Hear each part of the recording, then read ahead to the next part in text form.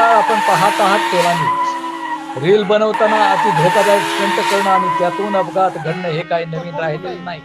या संदर्भात सोशल मीडियावर आणि बातम्यांच्या माध्यमातून वारंवार रीलबाजांना समजावण्याचा प्रयत्न होत असतो।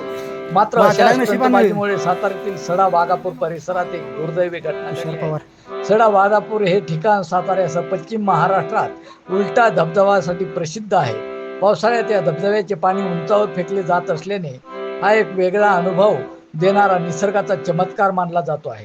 भव्य पठार, शेकडो पवनचक्क्या आणि निसर्गरम्य वातावरणामुळे पर्यटक मोठ्या प्रमाणावर इथे गर्दी करतात। मात्र याच पठारावर काही पर्यटकांनी कारमध्ये बसून स्टंट करण्याचा प्रकार केला आणि त्याचा गंभीर परिणाम भोगावा लागला। प्राथमिक माहितीनुसार कारमध्ये तिघेजण होते व चौथा व्यक्ती मोबाईलद्वारे स्टंटचे चित्रीकरण करत होता। स्टंट करत असताना अचानक चालकाच्या कारवरील ताबा सुटला आणि कार थेट दरीमध्ये झेपावली। कार अंदाजे 100 फुटाहून अधिक खोल दरीत गेली व झाडांच्या बुंद्यामध्ये अडकली।